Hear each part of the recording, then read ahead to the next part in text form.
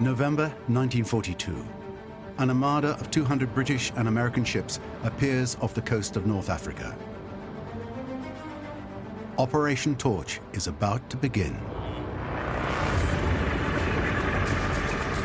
Right before the eyes of the local people, 100,000 men pour onto the beaches of Morocco and Algeria.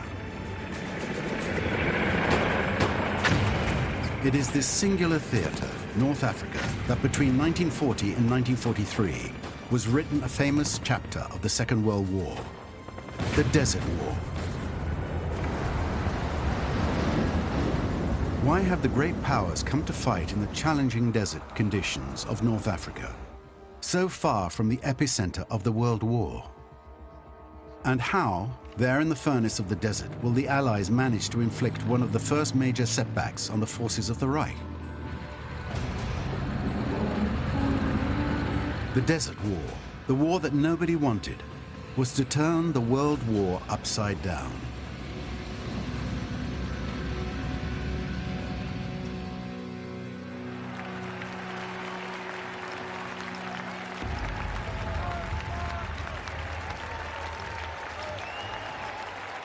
It all begins with a big gamble by a little dictator who dreams of greatness, Benito Mussolini.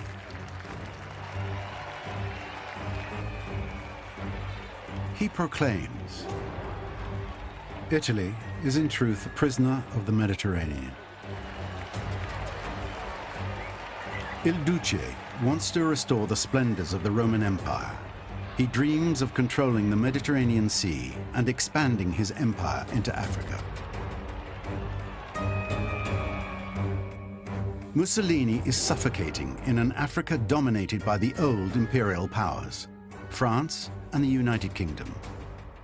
The modesty of his own empire is a very sore point. In the east, it controls only Somalia, Ethiopia, and Eritrea. In the north, Libya was conquered by iron and blood. Italy's victory was won back in 1912 by means of multiple massacres and abuses.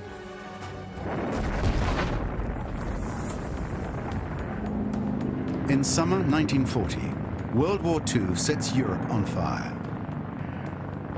After taking over a part of Europe, the Third Reich troops overrun France in a few weeks. England, under siege, fears succumbing to the Nazi threat as well. German and Italians, united under the Axis banner, are in a position of strength.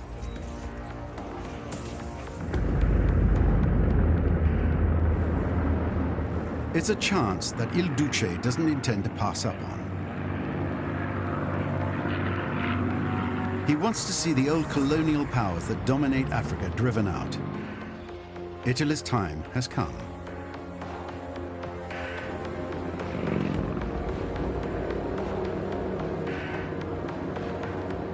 From Libya, he orders his troops to enter Egypt, a kingdom controlled by Great Britain.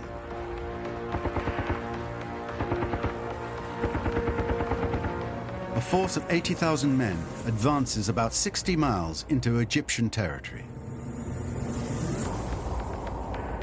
The Italian generals are hesitant. In their eyes, their army is under-equipped and not ready for such an adventure.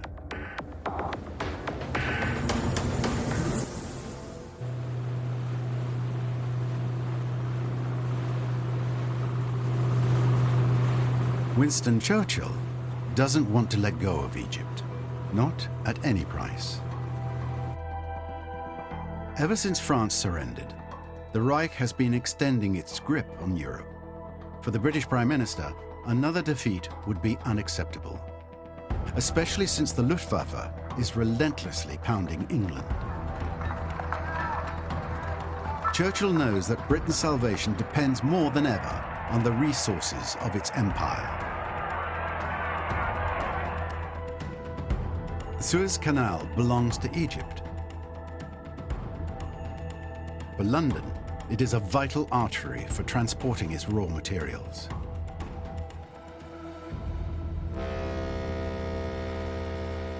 For Churchill, it's a very serious situation.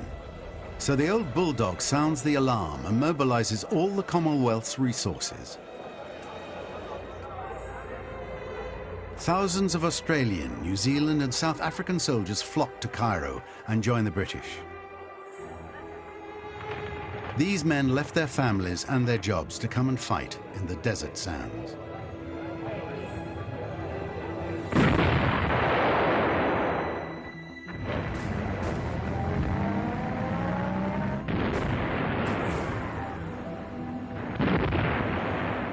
In December, the British go on the attack.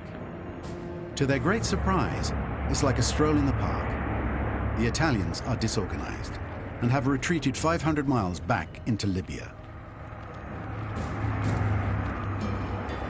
The British even take Tobruk, a highly strategic port. His Majesty's generals know that in these desert lands, he who controls the ports is master. In a matter of just a few weeks, Commonwealth troops have won an outright victory. At the beginning of 1941, they occupy eastern Libya. And the Muslim population celebrates its liberators. It has not forgotten the 100,000 deaths the Italian conquest was responsible for. The Arabs and the British even come to an agreement. Thousands of Libyans accept to fight for Great Britain. Churchill promises them independence once victory is achieved. It's a good way to undermine the influence of Rome.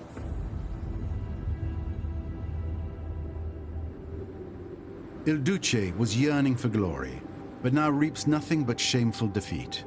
He leaves 400 tanks and 130,000 prisoners behind on the battlefield. Mussolini wanted to impose his law in Africa. Now he has to call for help.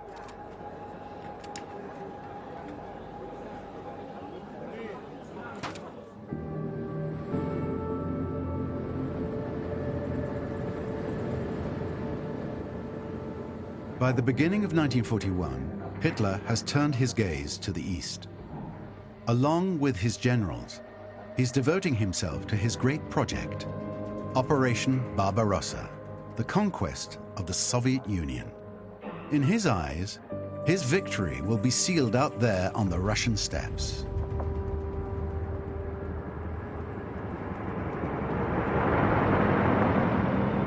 Mussolini, devastated, knows that his timing is not good. But he needs his allies' help if he's not to lose Libya entirely. Such a humiliation would ruin his reputation. On the strategic plan, Hitler considers North Africa as a secondary theater of operations.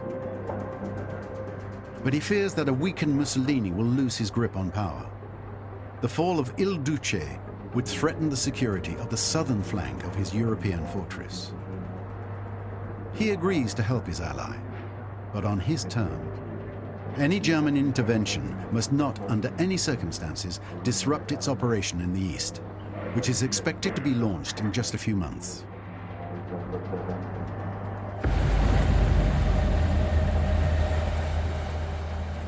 The Führer sends only a small expeditionary force to Mussolini's rescue. The Afrika Korps has only 45,000 men and 174 tanks.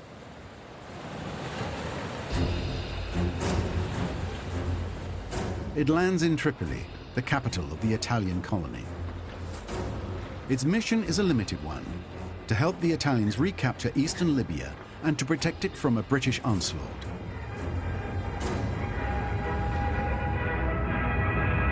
But the real game changer is having General Rommel at the head of those troops. At 49, Rommel is young for a general, but he's the Führer's favorite. He arrives in Tripoli trailing clouds of glory from the French campaign. Officially, Rommel is under Italian command, but he's ambitious and has no intention of playing a supporting role. In Africa, Rommel dreams of glory, even if it means disobeying his superiors.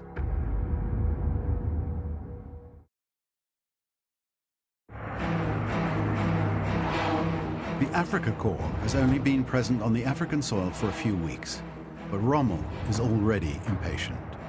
On March 24, 1941, without even warning either Rome or Berlin, he suddenly launches an attack eastward. His intentions are clear. "My first objective," he says, "is the recapture of eastern Libya, my second, northern Egypt and the Suez Canal." It's a grand plan.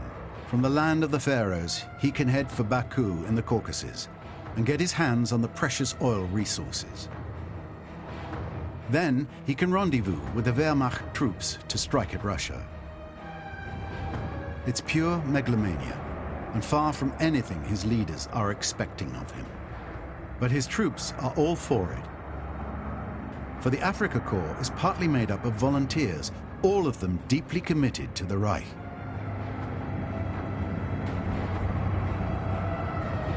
North Africa provides Rommel with the ideal setting to rehearse it all.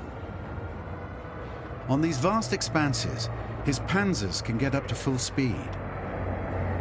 His technique is to push straight ahead and not worry about his flanks or his rear. He counts on the element of surprise and on his own intuition. And that's what's earned him the Führer's admiration.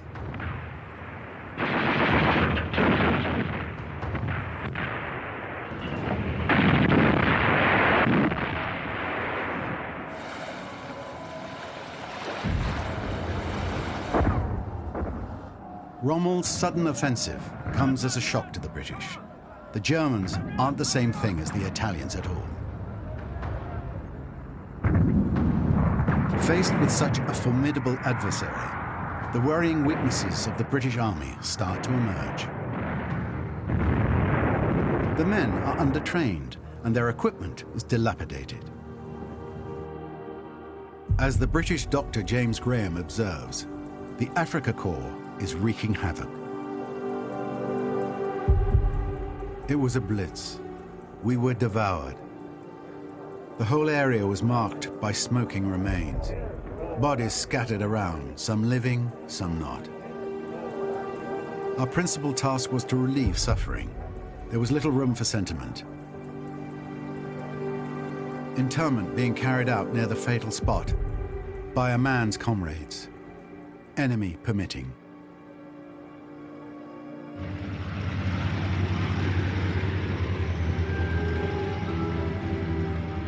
Noticing that the British are retreating, Rommel decides to advance towards Egypt, heading deeper into the desert. He's well aware that he's now disobeying orders. To his wife, Lucy, he confesses, "My darling Lucy, we are attacking with remarkable success. I've taken the risk of moving forward, despite all previous orders and instructions, in order to seize such a great opportunity." Rommel's goal is Tobruk. It's his modest aim to bring it down in a matter of days. He considers it a mere formality. To avoid disaster, the British retreat to the Egyptian border. They abandon all the territory they've taken in Libya, with the exception of Tobruk.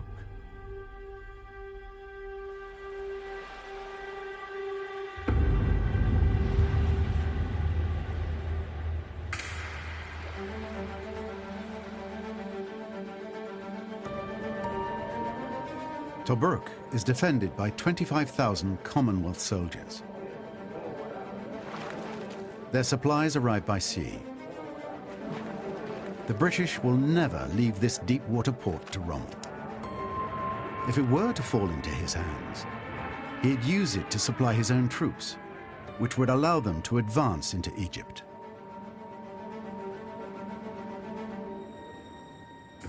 On the front line, life's hard when you're under siege. The men shelter from the bombing in flea-infested holes.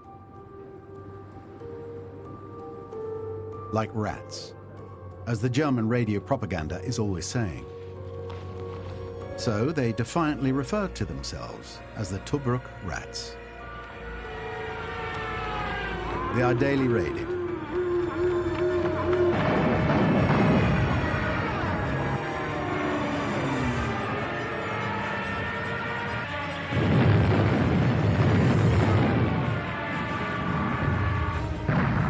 For the time being, Tobruk's still holding on.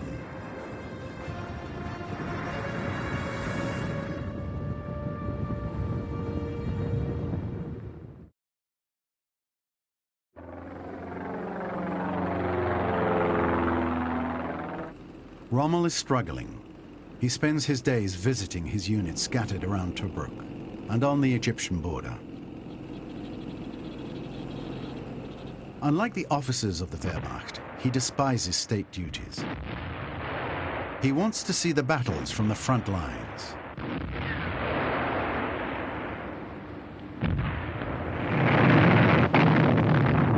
And tirelessly keeps ordering his men to break through, whatever the cost.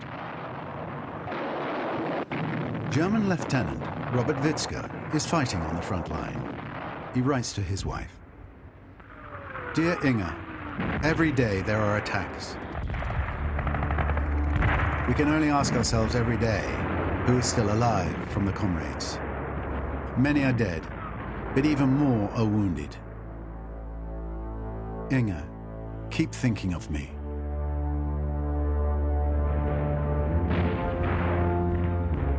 After a 15-day siege, Rommel has consumed an astronomical amount of ammunition, and the fuel is about to run out. It doesn't matter. To a battalion of machine guns, he declares, "We will be in Cairo in 8 days from now. Pass the word around."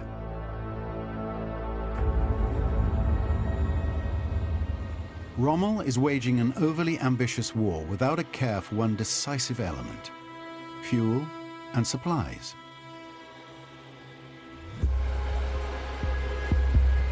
Yet delivering the 53,000 tons of monthly supplies that his relentless attacks require is a daunting task, because the Axis supply lines are long and dangerous.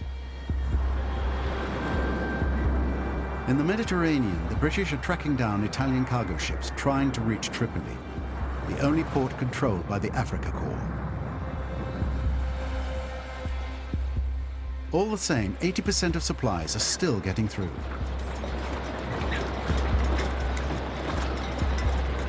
Petrol, water, food, ammunition. Every day, once unloaded, the supplies have to reach the front. It's quite a challenge.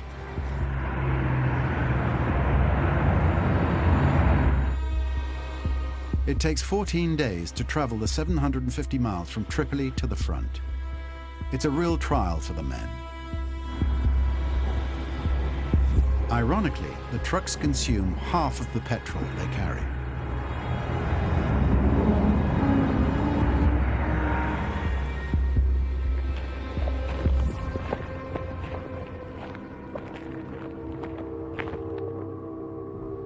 Rommel is impatient with all these logistical constraints.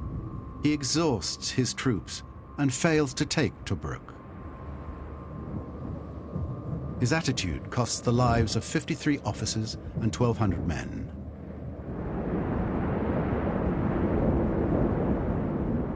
The Africa Corps is very weakened, but holds its ground. It's far from its bases, though, and difficult to refuel. It is dangerously exposed. A counterattack by the enemy might well destroy it.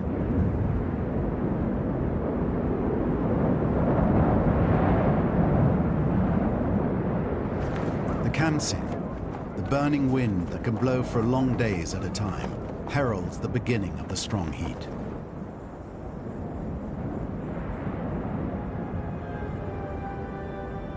From May to October, it is impossible to fight between 12 a.m. and 4 p.m. In daytime, the heat is overwhelming. At night, the cold is glacial. Lieutenant Witzke survived the hell of Tobruk, and now he's facing fresh ordeals. In June 1941, he confides to his wife. "Hot is not the word. For the past 10 days, we've had 58 to 60 degrees in the sun. I've already lost 20 pounds. If they don't get us out of here, it'll drive us all mad. The biggest problem was water, laments another soldier. Drinking, always drinking. That was the be-all and end-all of our desert existence. The soldiers are also confronted with the scourge of the desert, the flies. Shortly after sunrise, they arrive in hordes, attracted by human sweat, the only moisture available in these arid lands. There is no way to escape them. Rommel's men find no comfort in the food. It's insufficient in both quality and quantity. They try to improve the quality of their meals by buying from the Bedouins. This trade may improve Robert Witzka's daily life, but above all, it confirms his loathsome racism. These dogs are so wily that they ask a fortune for an egg. We all reckon they're spies. If you look at these filthy bastards, then there is only one thing: away with the riffraff.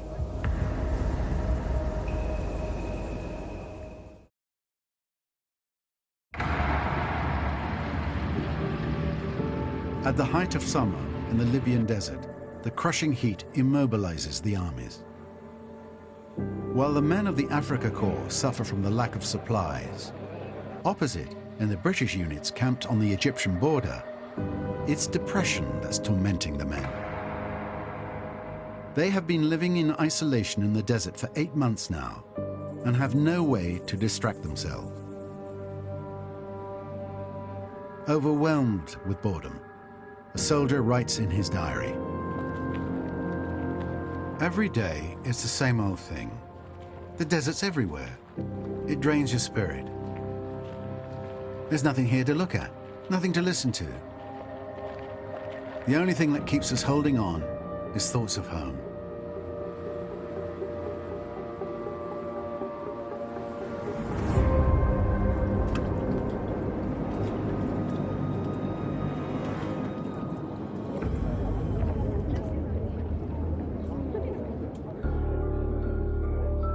Churchill is exasperated. Everything suggests that his worn-out troops are incapable of beating Rommel. So the Prime Minister decides to send the reinforcements that have been called up over the months from all over the empire. From now on, North Africa has become a major theater of war. Indians, Africans, Maltese, Jews from Palestine, Mauritians. In the autumn of 1941, more than 150,000 men come to swell the British ranks. They are joined by the Free French. Responding to the call of General de Gaulle, they will carry on the fight to restore France's honor. By engaging his massive forces, Churchill forces Hitler to raise the stakes.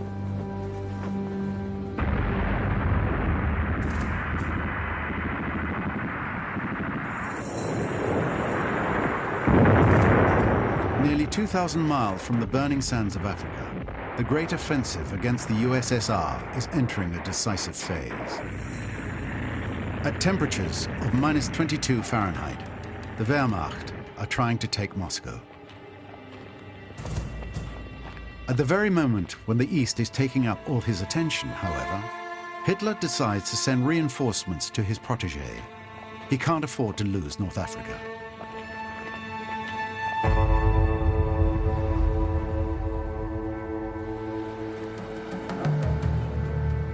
By entrusting command to an uncontrollable general, the Führer has turned the desert into a trap. Because Rommel hasn't given up on his fantasies. On the contrary. In January 1942, Hitler's promised reinforcements finally arrive. That's barely enough to solve his logistical problems, but just enough to let him dream of a new raid on Cairo. Once again, to everyone's surprise, Rommel resumes his mad dash. Overexcited, he writes to his wife, Lucy. "Dear Lucy, I have several plans in mind that I would never dare talk to my officers about at the moment. Or they might think I was going crazy. You know me. It's the wee small hours that my best plans come to me.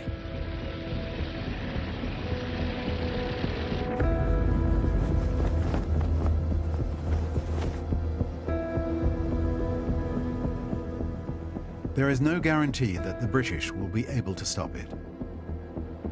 Their new general, Claude Auchinleck, has a clear superiority in both men and equipment.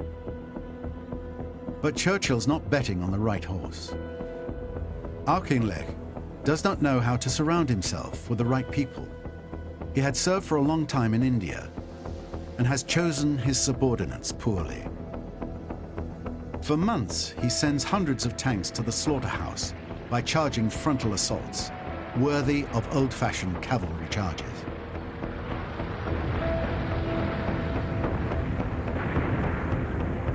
In May 1942, Rommel tries an unprecedented and very risky maneuver to put his enemy out of the game.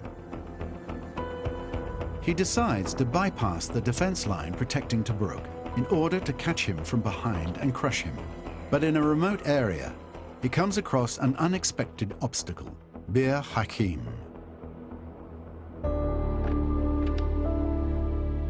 It's a position that the Free French under General Koenig have been holding on to.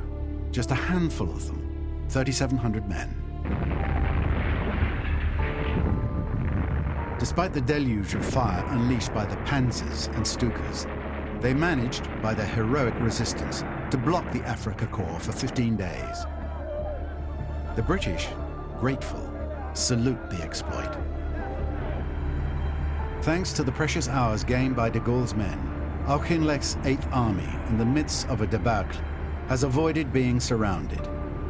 It withdraws its troops behind the Egyptian border, but, for the second time, abandons the east of Libya to the enemy.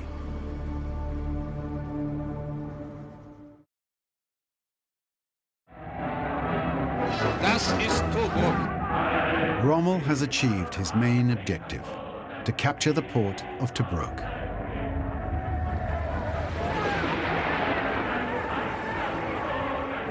Robert Witzke plays a leading role in this victory. Our battalion, he exults, had once again the honorable task to form the lead. Jesus Christ, Tobruk is ours. It's still hard to believe. 2 days after his triumph, Robert Witzke is severely injured. He is evacuated to Germany. Marschall Rommel besichtigt Stellungen im Hafen der Stadt. Noch immer stehen dichte Rauchwolken über Tobruk. Marschall Rommel verhört... German war reporters followed Rommel's every step during the last phase of the battle. Their images give his exploit a global impact.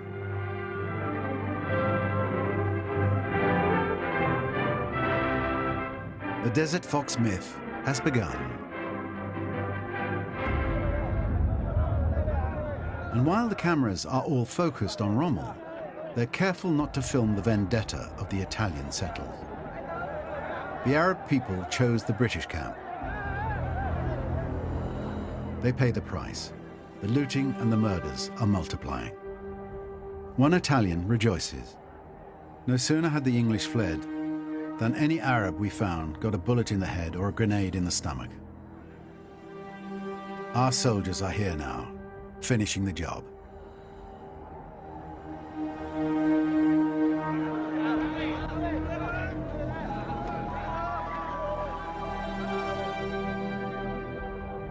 There's violence too against Libya's 30,000 Jews, whether they supported the British or not. Fascist racial laws have previously been applied only mildly to these Italian citizens. But military setbacks provoke a radicalization of the fascist regime. Il Duce decides to intern all the Jews in the region. Entire families are being arrested, loaded into trucks and dumped in concentration camps set up on the edge of the desert. The worst of these detention camps is in Ghiado, 150 miles south of Tripoli. About 3,000 prisoners will be held there, a quarter of them will die of undernourishment and ill treatment.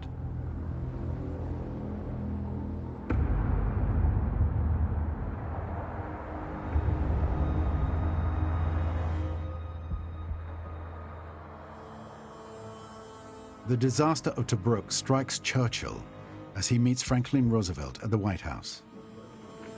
It is one of the heaviest blows I can recall during the war. Defeat is one thing, disgrace is another. Churchill's way of ruling is openly questioned. The British don't trust their Prime Minister to lead the war anymore. As Mussolini did with Hitler, Churchill must now win the support of his ally. His political survival is at stake.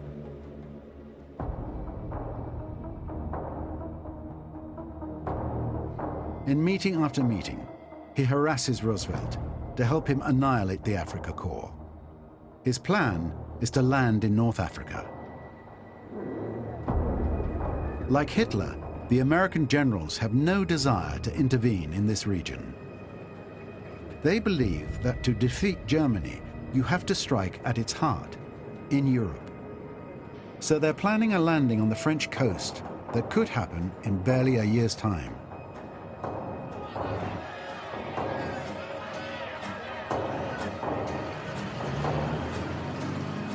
To convince his host, Churchill insists that it would be harmful to remain inactive for a year, with public opinion in the US impatient and hungry for victories. It's an argument that doesn't leave the American president indifferent.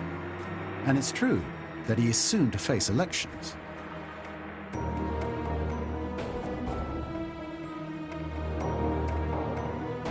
The Desert Fox ignores all this scheming. At the end of June 1942, he decides to advance into Egypt with Hitler's blessing this time. The Führer now considers the conquest of Egypt as a historic opportunity to bring down the British Empire.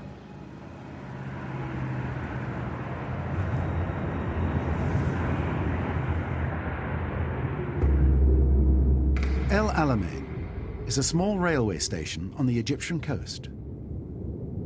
Nobody could guess this lost place will soon go down in history. Yet this is where the British will change the course of the war. Claude Auchinleck has chosen this position so as not to be surrounded again by the Desert Fox.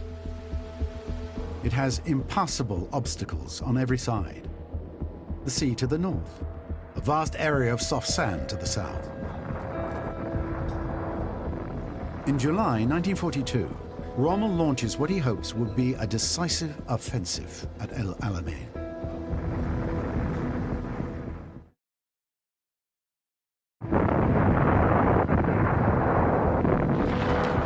As soon as the German offensive was launched at El Alamein, things go very wrong for the British soldiers. Over the past year, they suffered defeat after defeat, despite their superior numbers. The inept strategies of their leaders and their fear of Rommel have undermined their resolve. In his field hospital, Dr. James Graham is seeing a flood of soldiers, all wounded and unable to continue the fight. He discovers that some would rather mutilate themselves than go back to the front line. The tricks used was to break up a rifle cartridge and swallow the explosive, a poison for the liver. After a few weeks in hospital, there's a chance you might get a non-combatant job. In the summer of 1942, Auchinleck sees his men surrender in droves to the enemy. Such defeatism is unacceptable. He calls for the reintroduction of the death penalty for deserters. Auchinleck managed to contain the Axis offensive, but falls into disgrace. He is held responsible for the collapse of his troops' morale.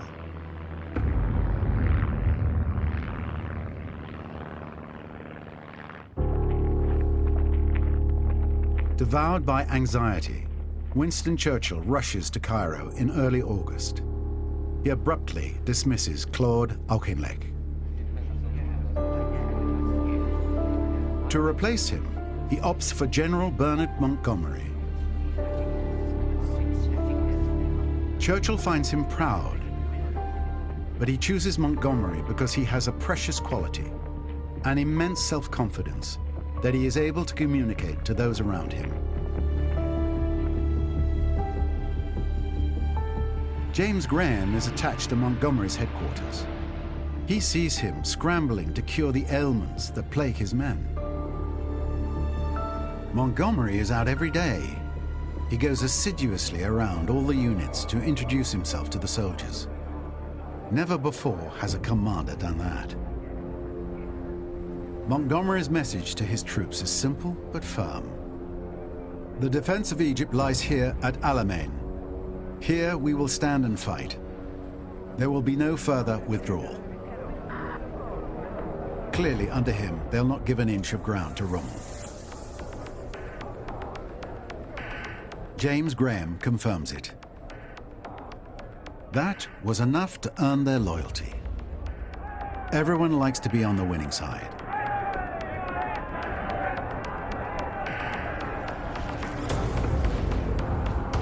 Strategically, Montgomery is the absolute opposite of Rommel.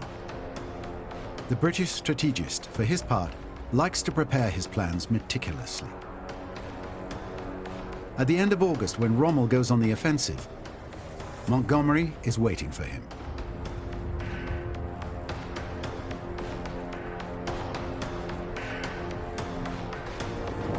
Rather than gamble on an unlikely decisive battle, Montgomery decides to wear his opponent out.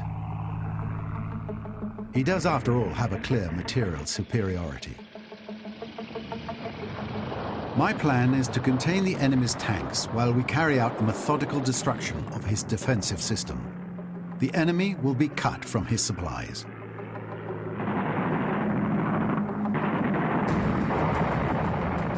Montgomery's target is Rommel's weak point, his petrol supply convoys. Werner Morck drives a supply truck for the Afrika Korps. He suffers another air attack that will mark him for the rest of his life. The attack only lasted a few moments. I'm pretty messed up. Ever since I've been overwhelmed by a mindless sense of panic. It's with me now, the war in all its cruelty, all its horror. Montgomery's wear and tear strategy has paid off.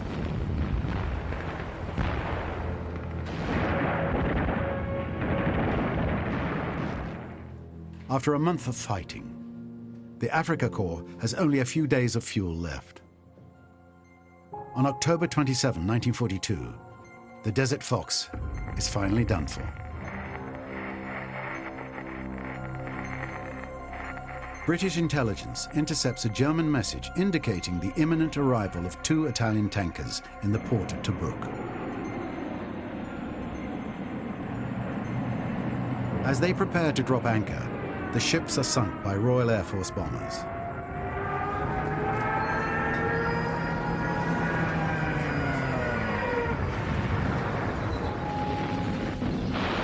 So, due to a lack of fuel, Rommel can simply no longer afford to act.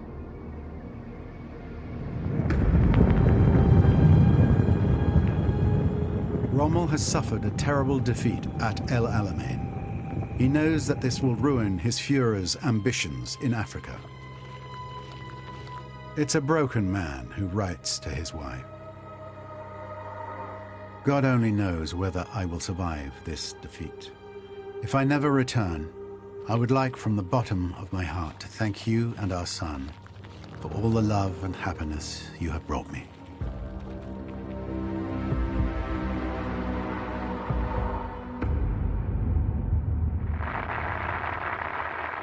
The victory at El Alamein marks a turning point in World War II. Rommel's army has been defeated. The British Prime Minister doesn't hide his pleasure. This is not the end. It is not even the beginning of the end.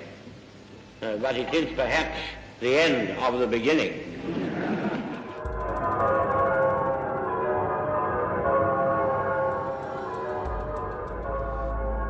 Churchill gloats. He knows that the Reich's days in Africa are now numbered.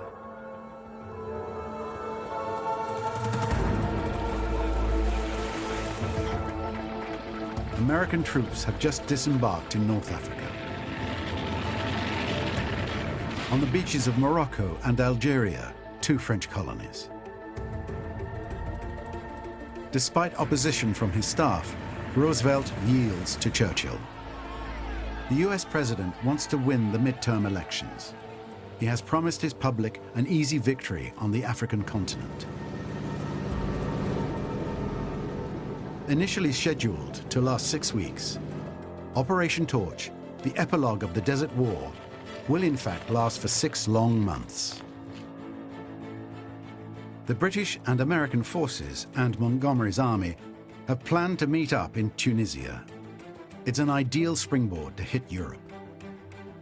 A project Hitler wants to prevent by all means. The Führer had hesitated to support the Afrika Korps.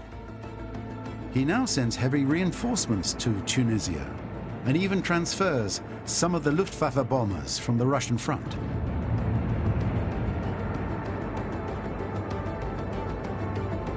The ferocity of the fighting dulls the Americans' enthusiasm, especially since their first clash with the Wehrmacht in February 1943 in Kasserine. It was a disaster. But that terrible baptism of fire has toughened them up. Now the battle-hardened American forces can join up with Montgomery's British army.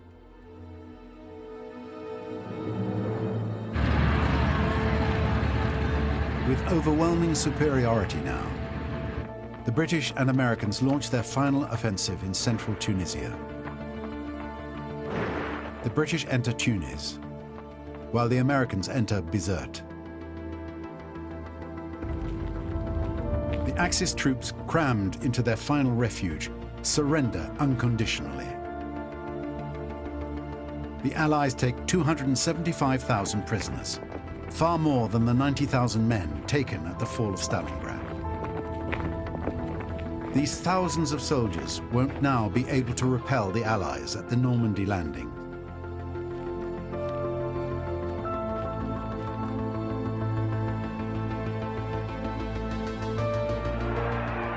And so ends the Desert War. It's a victory that drives the Germans out of Africa. Now the Allies are ready to engage in the great confrontation in Western Europe. Along with Montgomery, they've tamed modern warfare. The lesson has been learned by the leaders as well as their men at the cost of unspeakable suffering. The people celebrate their liberators, but all the jubilation is ambiguous. The Allied victory may have rid Africa of the plague of Nazism, but despite all the promises, it has not broken the chains of colonialism. The Desert War will lead to the defeat of the Reich. It will also herald a new era, that of the liberation of colonized nations.